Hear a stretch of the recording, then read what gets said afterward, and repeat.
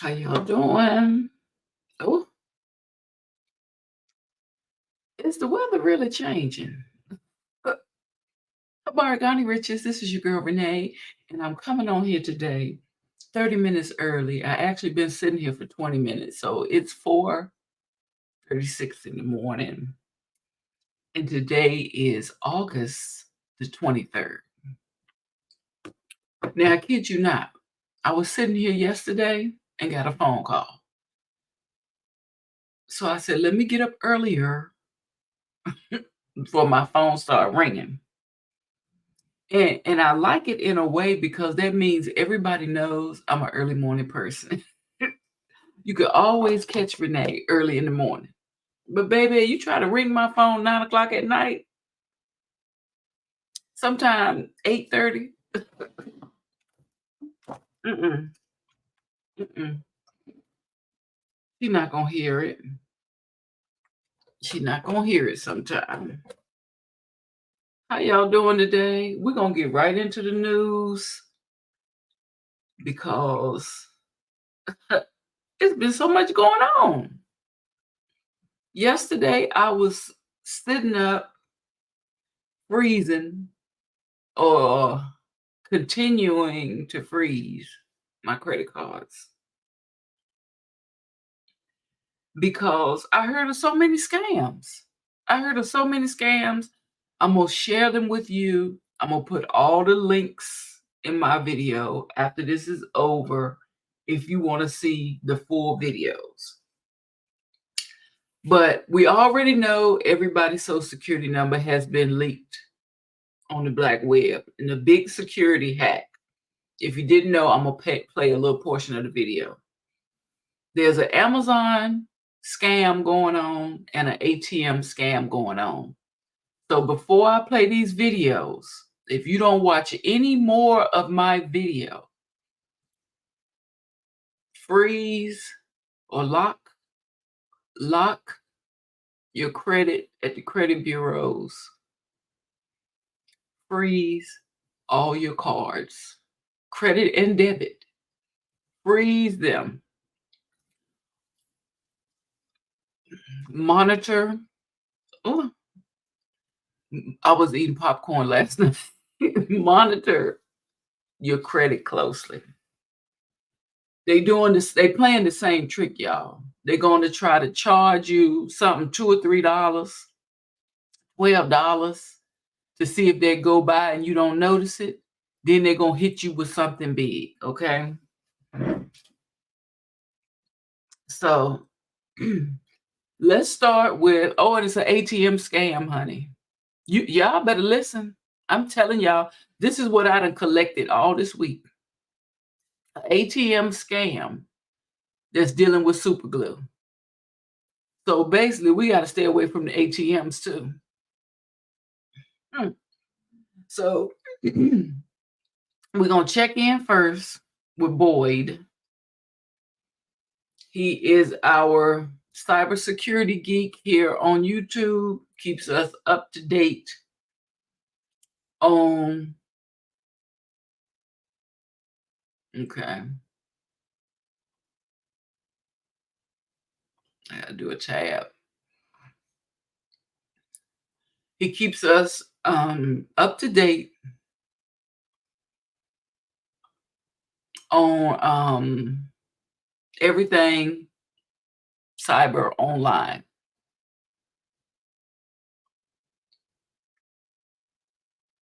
So I'm definitely going to just play a little portion of his video, and I'm going to put the link below.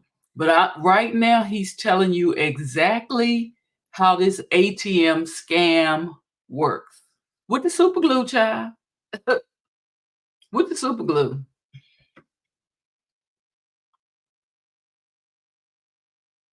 So one of the people that was a victim of the scammer actually told ABC News this is exactly what happened. They walked up to an ATM and they tried to put their card into the slot, and it didn't work. And a kind stranger actually advised them, hey, you got one of those new cards, right? Of course you do. Why don't you just tap your card on the ATM and use that feature. And sure enough, the lady, she taps her card on the ATM, she puts in her PIN, she withdraws her $40, she thanks the man, and he's like, no, thank you, and goes on about her business. And while she's at home checking her online account, because, you know, sometimes people are crazy about the money and want to check it every 5 minutes, she noticed that it wasn't just the $40 that was withdrawn. It was an additional 960. Okay. So what happened is she wanted to use the ATM. She tried to put her card in, but they had put glue in the opening, so her card wouldn't work. So somebody just randomly standing by said, you know, your card got the chip right. Just use the chat, use the little circle thing, tap, use the chip, you can get your money. They tell you that so your session can stay open. You get your money and you walk away. Now, I don't do this. Whenever I use an ATM, first off, I really don't use tap. I try to put my card in. But once I finish my transaction, I stay there until the screen turns all the way back until the original screen. I don't care if I'm in a gas station, if I'm at the bank. I don't care if people waiting on me. I act like I'm still doing something. I keep my head down and I wait till the machine returns to the original home screen. But some people, he's saying, when you go to the ATM, as soon as you get your money, you just exit and walk away. And the ATM has a feature that when you slide your card in and you get your money, it will automatically, in a couple of seconds, in the set, or require you, like if you want to do something else, say you want to check your balance, the machine will require you to put in your PIN again. Have you ever did that? Went to the ATM, get money out, and then be like, oh no, I need an extra 20 or something. When you use your card in the slot, it makes you put your PIN in again. But they've realized now, if you use the tap feature and you finish your transaction and you want to go back in and do something else, you don't have to use the PIN, y'all. Your session is still just open. So that's how they got her. Her session was still, she walked away, her session was still open, and they went in and withdrew money from her account. So that's the ATM scam with the glue. Whew. Child, these people is forever coming up with something. What I like about this next one is there's a channel called called 850 Credit Club.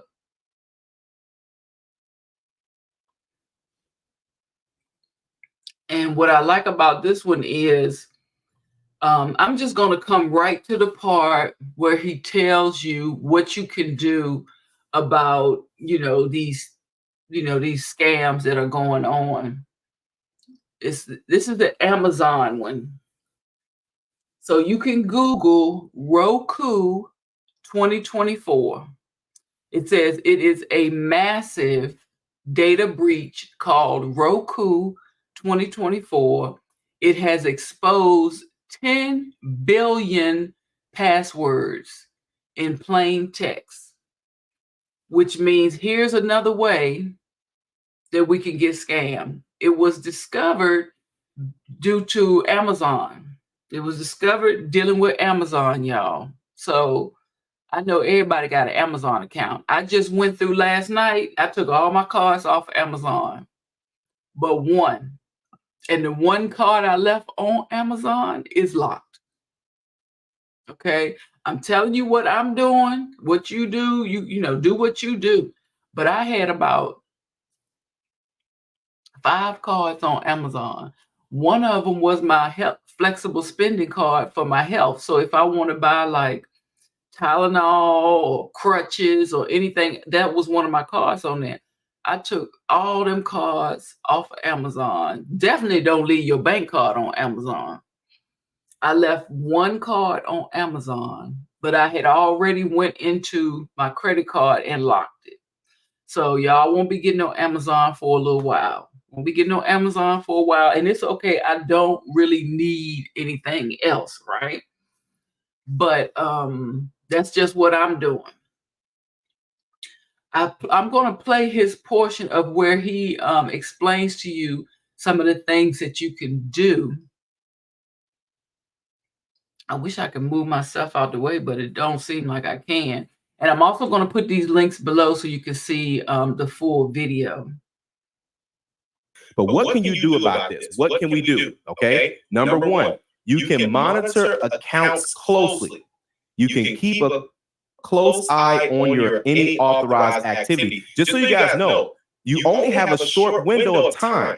Okay. So before, if you have a purchase on your debit card or purchase on your credit card, you have a set amount of time. By the way, I got to acknowledge Lonnie's in the house, Sledge is in the house. Appreciate you guys being here per usual. We're going to get into the comments real quick. Let me know your He also said change your passwords. Create strong, complex passwords. He's actually suggesting if you use any one of those password apps to actually go ahead and use their suggested passwords. You want to enable two-factor authentication, which means basically if you're logging into your credit card account, you put your password in and things like that. It may be the step, and I know they do this at my bank too, where they'll say, we're going to send you a text, or we're going to send you, what's the code word? Like it's an extra layer of protection. He said he knows that it is actually a hassle, which is why a lot of people don't do it. Which, mind you, same thing for my car. I have a lock on my car and my glove box. So when you get in you can get in my car, but when you put it in drive, it's asking for a code. A lot of people don't use that because they don't want to have to put the code in every time they get ready to drive. But I got it. I got the lock on my car and I got the lock on the glove box. So you can't open the glove box either. And it's two separate codes. But the same thing for two-factor authentication. Even though you have a log in, you could put an extra layer of protection on your login where, it's asking for a password or sending you a text or something like that. Report any suspicious activity, because he said you got to do it within a certain amount of time. Be careful of these emails, y'all.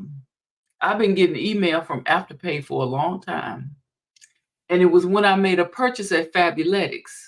Now I paid my Fabuletics off. I don't owe no Afterpays, but I keep getting an email from Afterpay saying we couldn't process this particular payment. And Afterpay lets me get more Afterpays if I wanted to. So this is I just see the email and just ignore it. It's a scam. So be careful about clicking on links or opening up attachments. Now you can see the email, and let's say it's from your insurance, Blue Cross Blue Shield. Look on the back of your insurance card and call them and see what's up.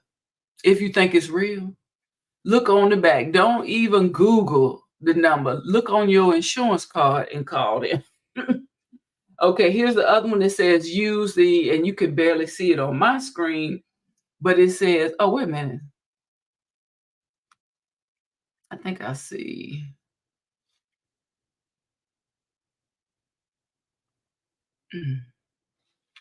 Use the strong, unique passwords and avoid using the same avoid using the same password. And if you're in my age range, you know that we was here when the internet even started. Okay. And I was one who had the same one for everything. I just recently, maybe about 2 years ago, maybe 3, started using different passwords. And I actually recently started, like, 2 years ago, trusting the ones that I get from either Apple or Google. So whatever, I didn't used to like those, and I'm gonna tell you why. It's a lot of numbers, letters, symbols, all types of things, about 10 or so. if you setting up a new account and you use the unique password that they give you, baby, it's cool. It worked right that time, right? But a lot of times you're on your computer and you don't have any problems. But as soon as you download that app, to that store, to that bank, to whatever it is, and you try to log in, my systems weren't synced up. So the app wouldn't automatically generate where I could put the password in. I had to manually type all them numbers. Boy, I said, I don't like this computer generated stuff.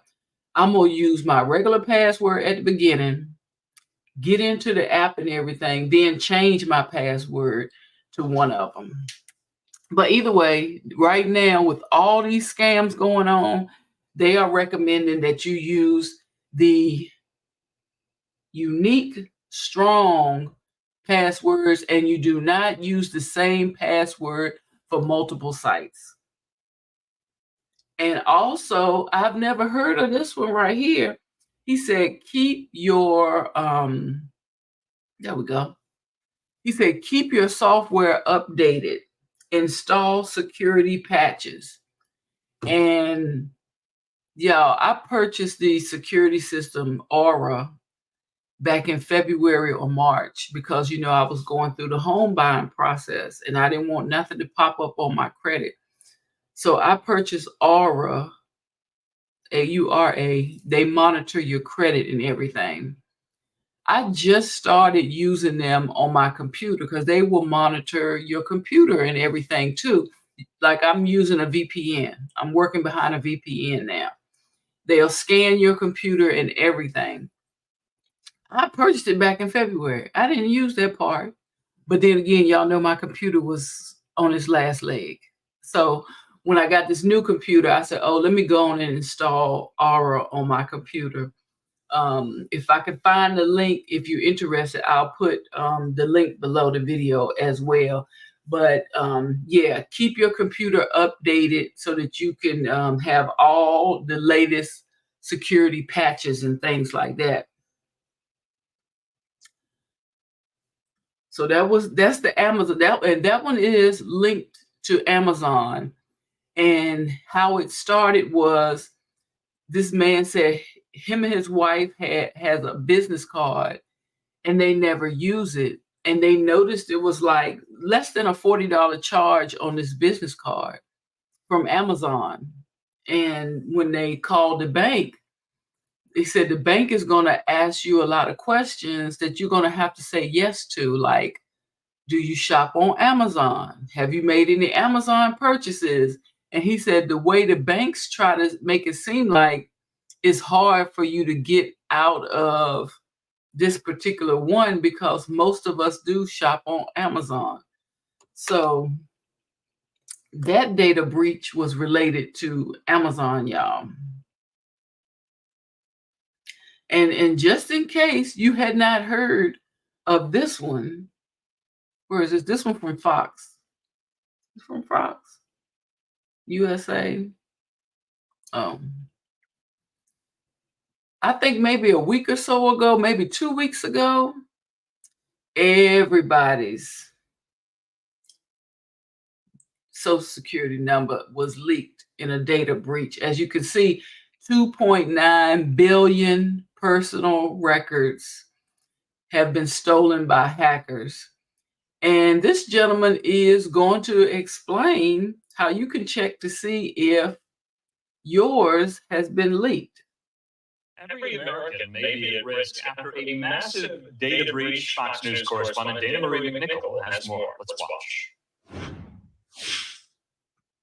Nearly 3 billion personal information records, including names, social security numbers, and addresses, were reportedly exposed in what could be the largest data breach in history. The information stolen from National Public Data, a company that collects and sells access to personal information, which is then used by other organizations to obtain things like background checks and criminal records. We didn't give permission for them to collect that data.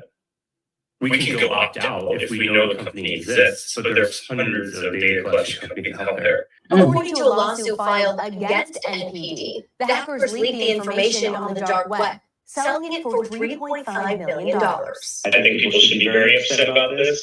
They should ask, why is this company, why do they have all of that information? And when they had it, who was making sure that they were protecting it? The scale of this breach is so extensive that if you live in the US, it's likely that some of your data is included.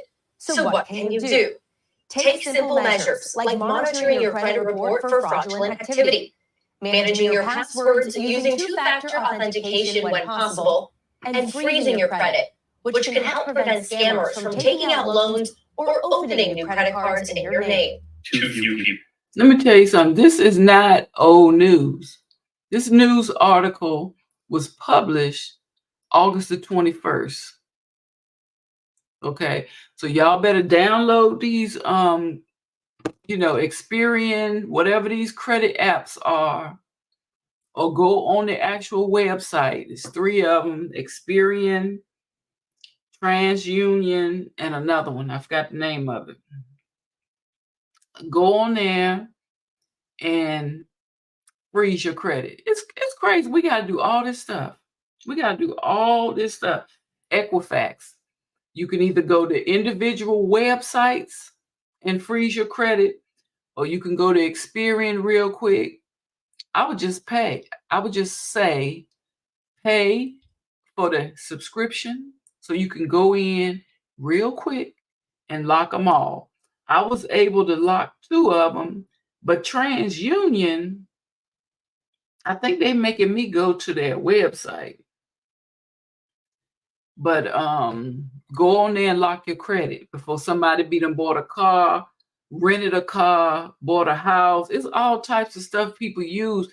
With the Amazon hack, I think they got your address.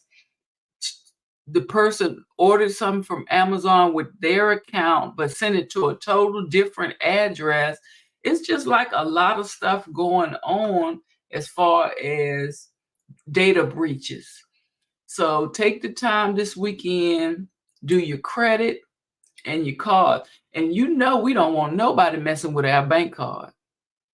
You don't want nobody messing with your bank card, and you try to pay your mortgage or your rent and the money not there. First of the month coming up.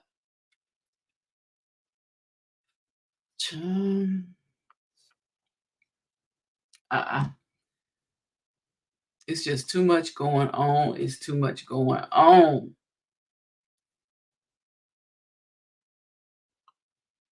Now, this next story we're going to look at, I could not believe it. I'm always saying I could not believe it. But I want to do the credit first in case y'all don't look at the whole video. The scams are at a high alert. Okay. Now, we're going to go on down to Georgia because Emory Hospital is about to be sued. Okay. It's probably not the first time, probably not the last time. Probably all hospitals have been sued at one time or another. But Emory is being accused of losing part of a man's skull. Yeah, part of his skull. And we're going to get down here and we're going to see what this story talk about real quick. They're scared. They're terrified. Fear it could happen again. Attorney Chloe Delaire represented Fernando Cluster and his wife, trying to get the truth. They got various contradictory messages about why surgery was postponed, and ultimately Emory told them that they had lost and misplaced a part of his skull. This note in his medical file shows doctors couldn't find a bone flap with Cluster's identification, and several others were incomplete or missing patient identification. It's mind-blowing, literally. Cluster would get a 3D synthetic flap implanted weeks later. But that wouldn't be the last time that this couple found themselves at Emory Healthcare trying to fix Mr. Cluster's skull, and they would spend hundreds of thousands of dollars. So let's walk through it. In November of 2022, that first visit, they would spend at least $40,000, only to find themselves back at the hospital December of 2023 because of an infection and need to remove that flap. There, they'd spend more than $110,500 $500. March of 2024, they would come back to get a brand new flat put in for $77,700. In total, this couple would spend at least $228,200. Due to a simple act of negligence, something that was entirely preventable, he has to live the rest of his life in fear of getting an infection in his brain and in his skull. Wow. This is crazy.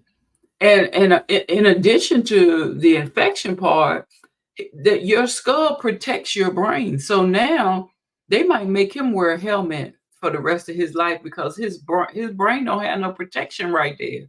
The brain is there. He just missing the little bone, not the little bone. It looked like almost a whole fist worth of bone he missing to protect his brain.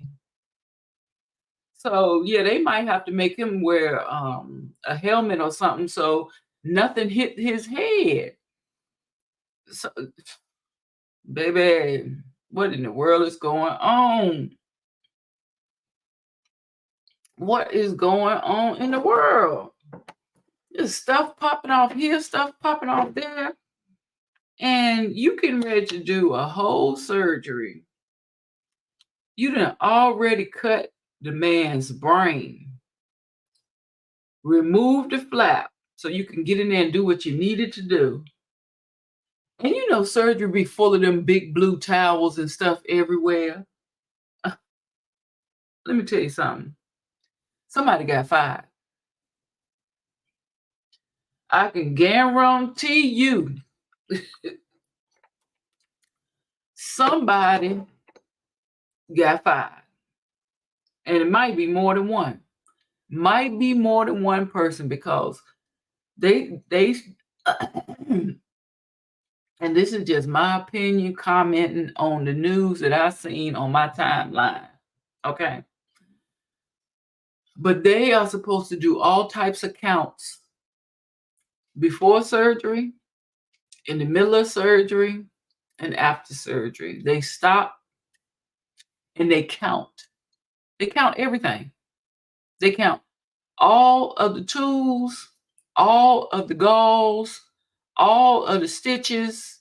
They count everything before surgery, and they count it more than once. Sometimes they have two people doing the count. In the middle of surgery, if it's a long procedure, they stop and count everything. And when surgery is over, you know why they had to do that, right? Because, you know, they start leaving stuff in people. Gauze, this, that. So they develop policies where they just got special people in surgery who just do counts. And then they have other people that come behind them and count the count. That's how serious surgery is and counting things is in the surgery. They got people who count and then people who count the count. Now, how you miss the whole skull? I don't know. And, you know, just to say, you know, the family gonna get paid, that's not enough. This man gotta watch out for his life. I mean, he can't go to no games or nothing where somebody throwing something. Because that's how much he have to protect his brain. And I'm gonna geek out with y'all for a minute. Sometimes I really do just like to show y'all my geeky side. So I'm gonna go on and geek out with y'all because I found this man's YouTube channel called Vaughn, and he was teaching you how you can learn anything at any age. And you know, I get up every morning and I talk with y'all on these videos, but sometimes I'm really just talking to myself to remind myself. This is one of those times. I'm talking to myself right here to remind myself to do this, right? So what he's explaining is how he created a system where you can put it like in your notes on your phone or your Notion app. I actually use Good Notes app to try to save all the information that you want to learn. Say for a particular topic. And I thought this was so ingenious. So I'm going to put his link below too, in case, you're a nerd like me and you like learning different stuff. Like right now, what am I learning? I'm taking a content creator class. And at work, I'm taking some customer service classes. And something else I'm taking, I can't even remember it right now. But he's saying when you find something you're interested in, maybe on YouTube or whatnot, just copy the link and put it in these specific categories. So let me show you what he's saying. And I thought it was real ingenious, because we hate to lose those links where we want to go back to, even if, say, like, I don't even know how to change a tire.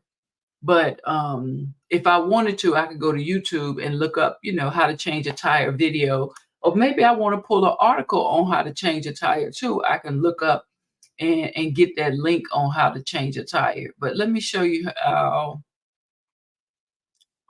he's explaining to us how you can basically teach yourself anything.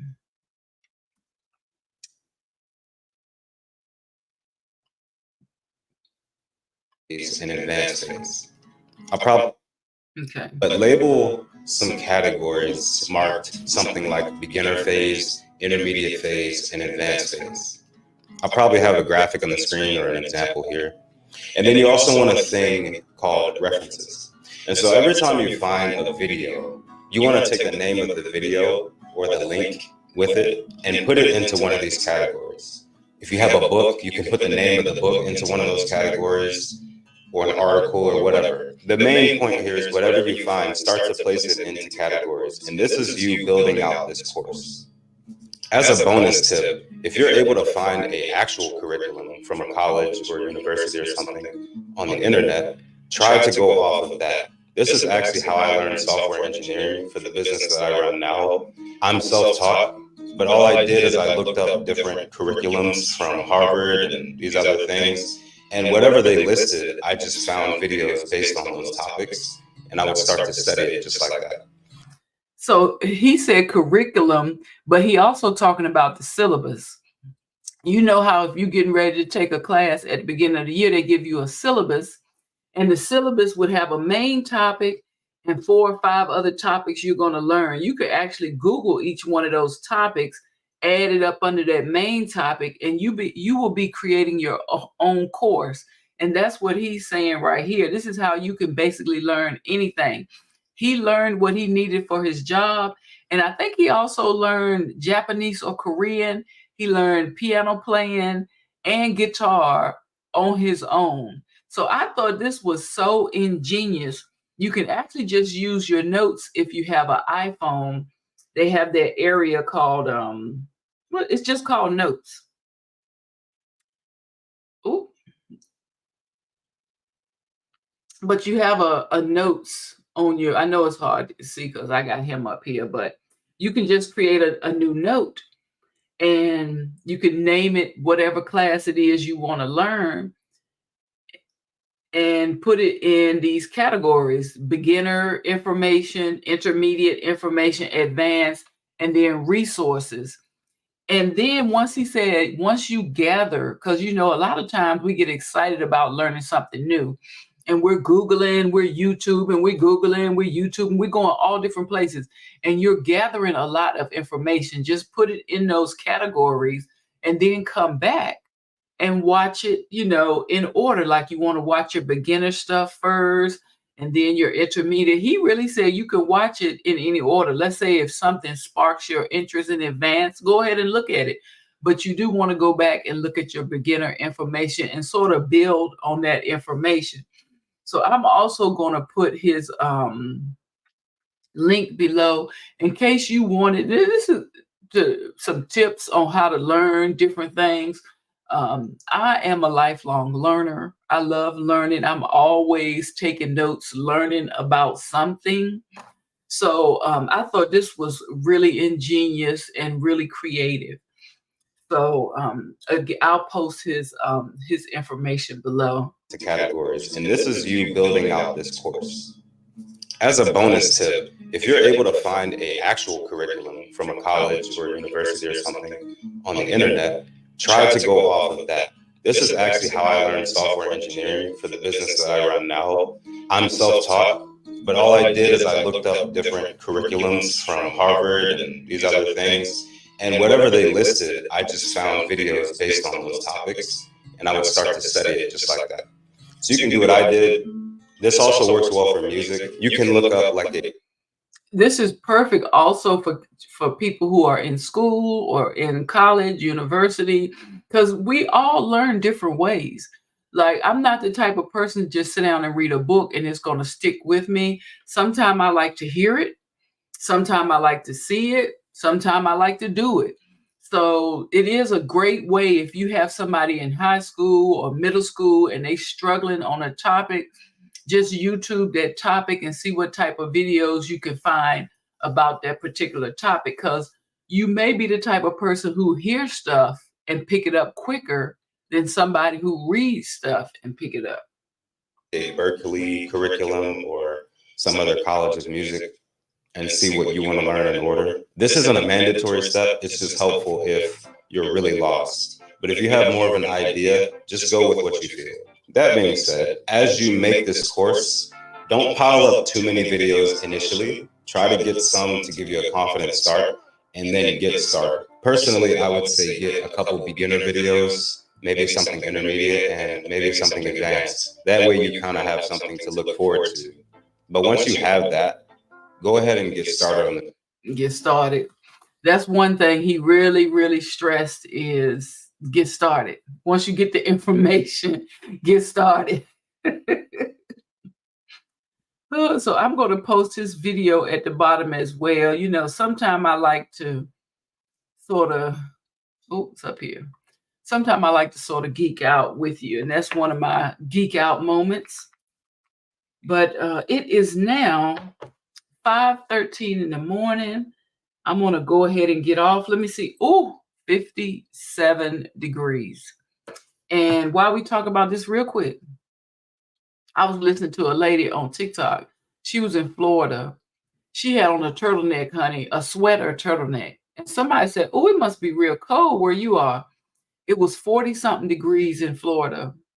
Miami was 34 a couple of days ago or yesterday. 34 in the morning. What's going on? Because August, the last I knew, August was supposed to be the hottest month of the year. What are they doing? What do y'all know? What they doing with the weather? It is 57 where I live right now this morning. And what is it going to get up to? It's going to get up to maybe 80 by 2 o'clock. 2 o'clock. Remember, a couple of weeks ago, it was 80 by 11, and it get up to 100. Now it says by 2 o'clock, it might be 80. So tell me, what's the temperature where y'all at in the morning? I'm curious about in the morning. And if it's 57 here, what is it in Colorado? I mean, that's what what is it? Other places that's supposed, like, what is it in Canada at 5 o'clock in the morning? Because I did go to Canada in August and it was in the 50s. That was in the daytime. What is it in the morning in Canada right now? Anyway, thank y'all for tuning in to my morning wake up. The main thing for today is protect yourself from these scams, okay? Christmas coming up. You don't want your stuff messed up. Y'all do all the shopping stuff. You don't want your stuff messed up. Protect yourself from the scams, especially you trying to purchase something big. You want to make sure your credit stays A1 like it is, okay? I will see y'all in the next rich upload. Y'all be safe. I'm sitting here looking at all my buttons. I got all stuff going on. But y'all be safe. I will see y'all in my next Rich upload. Peace, riches.